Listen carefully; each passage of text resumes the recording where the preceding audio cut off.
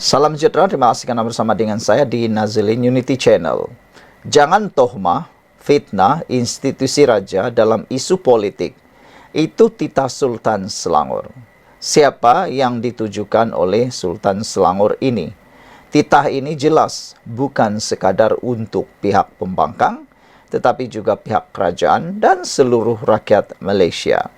Isu 3R berkait raja, kaum tidak patut dijadikan politik. Isu raja dan kaum tidak patut dijadikan modal dalam kempen. Hal ini kerana ianya tidak membawa apa-apa keuntungan. Itu hanya merugikan ramai pihak. Pada pendapat saya secara pribadi, carilah modal kempen dalam kempen yang tidak menyentuh 3R. Masih banyak modal-modal lain yang boleh dikenakan, yang boleh dijual semasa kempen.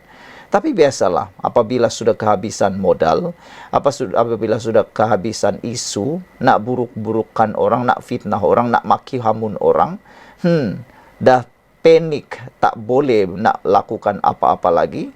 Apalagi ungkitlah perkara-perkara 3R. Itulah kebiasaannya. Tapi akhirnya apa yang terjadi? Ada yang terima pada, kena akta hasutan. Awas, jangan sampai Anda kerugian. Bak kata Anwar Ibrahim, sudah terlanjur cakap, sila bertanggung jawab. Sudah terlanjur cakap, buruk padahnya dan tanggung akibatnya sendiri. Jangan salahkan orang. Ini balik-balik nak salahkan orang. Padahal, bak kata Fahmi Fazil, kerajaan tidak campur tangan dalam laporan kes-kes hasutan kebelakangan ini. Semuanya kerana ada laporan polis. Bahkan ada satu kes hasutan melibatkan Muhyiddin Yassin, sehingga 300 laporan polis dibuat untuk isu, satu-satunya isu itu termasuklah laporan polis daripada Istana Pahang sendiri. Hari ini kita digemparkan dengan titah Sultan Selangor sekali lagi. Sultan Sharifuddin Idris Shah menasihatkan fikiran rakyat tidak diracuni dengan unsur negatif terutama dalam isu 3R. Sultan Selangor menegaskan institusi raja tidak sepatutnya diheret dengan tohmahan dan fitnah berkaitan isu politik. Sultan Sharifuddin Idris Shah menasihatkan pihak tertentu tidak meracun fikiran rakyat dengan unsur negatif terutama isu 3R, kaum, agama dan raja. Dalam menegakkan pemerintahan berkonsepkan demokrasi berparlimen dan raja berperlembagaan. Institusi raja tidak sepatutnya diheret dengan tohmahan dan fitnah yang berkaitan dengan isu-isu politik. Institusi raja adalah above politik, di atas politik. Oleh sebab itulah, sebarang bentuk teguran dan kritikan terhadap pemerintah serta institusi raja seharusnya disalurkan melalui saluran betul dan dilaksanakan secara berhemah. Titahnya sempena sambutan Hari Kebangsaan.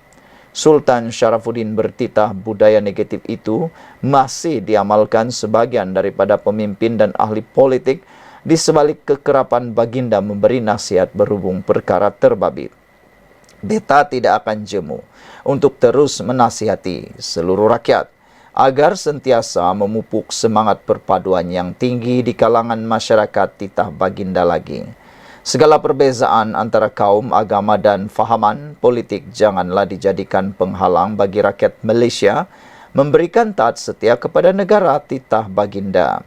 Baginda turut menggesa perbezaan itu sepatutnya dijadikan resepi mewujudkan masyarakat majmuk, bersatu padu dan menghormati antara satu sama lain.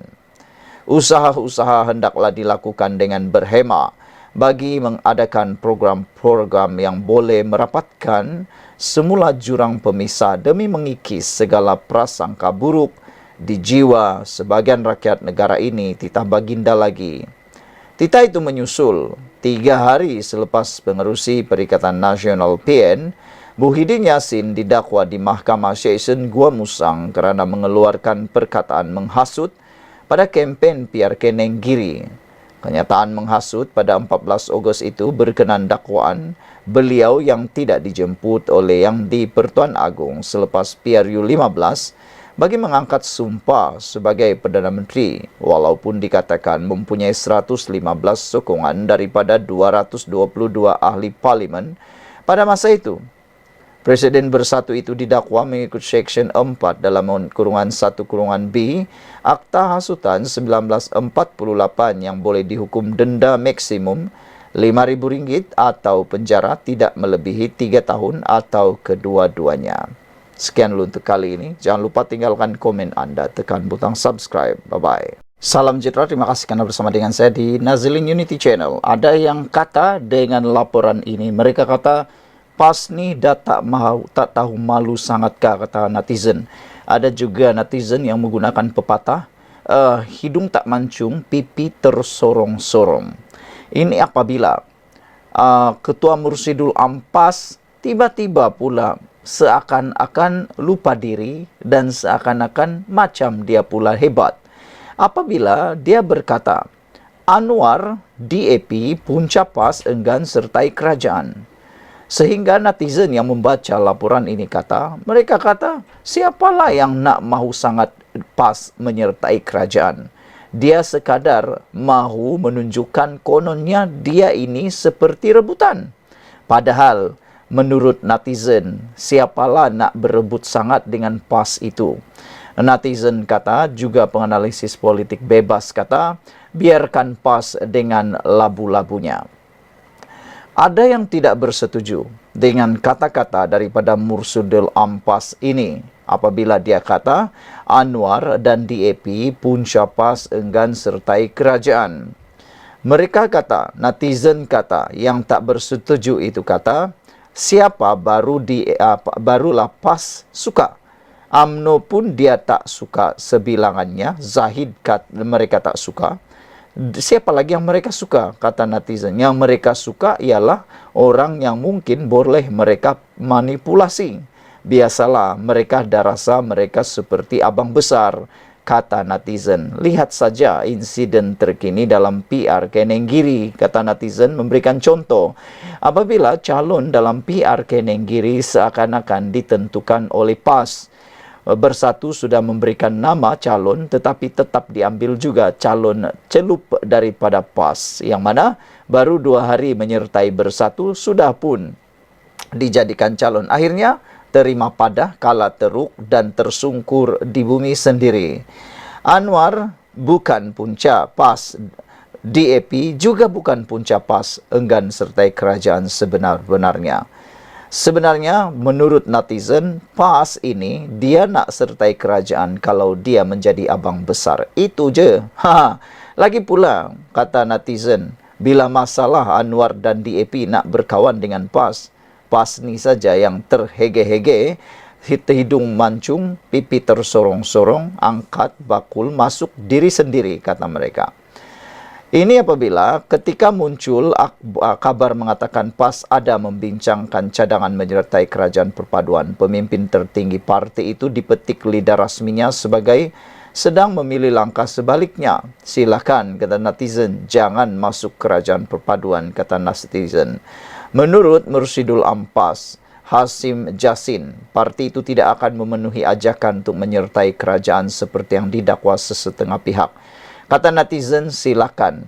Tiada yang mahu menjemput PAS dalam kerajaan, kata mereka. Alasan Hasim kerana di dalam kerajaan sekarang ada Anwar Ibrahim dan DAP, yaitu pihak yang pernah menjadi rakan kerjasama PAS sebelum ini. PAS tidak akan memenuhi ajakan pihak-pihak tertentu termasuk daripada UMNO untuk bersama. Dan saudara sekalian, apa pula pendapat anda tentang kononnya PAS ini mahu dijemput? Pada pendapat beberapa netizen dan juga di ruangan komen, mereka kata tak perlulah PAS masuk dalam kerajaan. Itulah mungkin tindakan mereka berminat sangat nak masuk kerajaan apabila mereka sudah pernah merasai betapa nikmatnya bersama masuk dalam pemimpin kerajaan. Ramai juga netizen yang mereka kata tak perlulah jemput PAS ini kerana mereka sudah terbukti, kata netizen, telah terbukti PAS ini tidak mampu melakukan banyak pekerjaan, tidak mampu membuat kemajuan. Lihat saja semasa mereka berkuasa selama beberapa bulan dahulu bersama Perikatan Nasional. Apa yang sudah terjadi? Ada netizen yang memberikan ingatan, kata mereka, ada duta yang dilantik seperti makan gaji buta, kata mereka. Apa sumbangan, apa pencapaian duta khas itu? Tidak ada apa-apa pencapaian sama sekali. Hanya seperti makan gaji buta, kata netizen. Saudara-saudara sekalian, apabila Mursyidul Ampas itu berkata, yaitu Hasim Jasin kata, mereka belum ada lagi rancangan untuk masuk dalam kerajaan. Netizen kata itulah yang terbaik. Biarkan Anda terus jadi pembangkang, dan kalau ada rezeki mungkin menang pilihan raya, barulah bentuk kerajaan sendiri. Tidak perlu terhege-hege nak sebut Anwar Ibrahim, nak sebut DAP, kononnya mereka lah yang paling bagus. Padahal sekarang ini tiada sudah parti politik yang paling bagus. Semua parti politik ada saja yang terpalit dengan beberapa isu penyalahgunaan kuasa, kes rasuah, penyelewengan dan sebagainya. Termasuklah parti PAS sendiri yang kini mula terpalit dengan beberapa isu dan kes. Sekian dulu, jangan lupa tinggalkan komen Anda. Salam sejahtera, terima kasih karena bersama dengan saya di Nazilin Unity Channel. Persoalan paling besar untuk Muhyiddin dan kerajaan PN yang gagal dalam masa 22 bulan dahulu ialah kenapa semasa Muhyiddin Yassin, semasa Perikatan Nasional berkuasa, mereka tidak menghapuskan akta hasutan yang kini cuba dispin oleh Perikatan Nasional selepas Muhyiddin terkena akta hasutan itu sendiri. Dalam kenyataan-kenyataan akbar kemarin dan juga kenyataan-kenyataan pemimpin-pemimpin Perikatan Nasional, ada yang cuba mempersoalkan. Ada yang mengatakan Pakatan Harapan Kerajaan Madani Anwar Ibrahim sebagai hipokrit. Karena kata mereka dulu kerajaan ataupun dulu Pakatan Harapan menentang habis-habisan akta hasutan. Tetapi mereka perlu tahu, yang mengenakan akta hasutan itu bukan Anwar Ibrahim, tapi mahkamah. Dan siasatan terhadap Muhyiddin bukan karena kerajaan buat laporan, tapi Istana Pahang sendiri yang telah membuat laporan polis. Itulah sebabnya Muhyiddin terkena akta hasutan. Tak apalah, yang itu ceritanya mudah difahami. Yang ini lebih mudah difahami. Kalau betul Perikatan Nasional pun tak hipokrit, tak suka dengan akta hasutan, kenapa waktu mereka berkuasa dahulu, kalau mereka kata kenapa kerajaan perpaduan sekarang tidak hapuskan saja akta hasutan, tanya balik diri sendiri. Waktu Muhyiddin dan Perikatan Nasional berkuasa menjadi kerajaan, kenapa pula mereka tidak menghapuskan akta hasutan? Nak suruh orang hapuskan, kenapa sendiri tak buat? Itu persoalan yang perlu dijawab oleh Hamzah Zainuddin. Ahli Majlis Kerja Tertinggi UMNO, Datuk Dr. Muhammad Fuad Zarkasi, mempersoalkan pemimpin bersatu. Mengapa mereka sepanjang menjadi kerajaan 17 bulan tidak pernah menghapuskan akta hasutan? Beliau menasihatkan Datuk Seri Hamzah Zainuddin agar tidak mendabik dada, mendakwa sepanjang Tan Sri Muhyiddin Yassin menjadi Perdana Menteri, tidak pernah pun menggunakan akta hasutan. Beliau berkata, hendak 1000 daya, tidak hendak 1000 dali.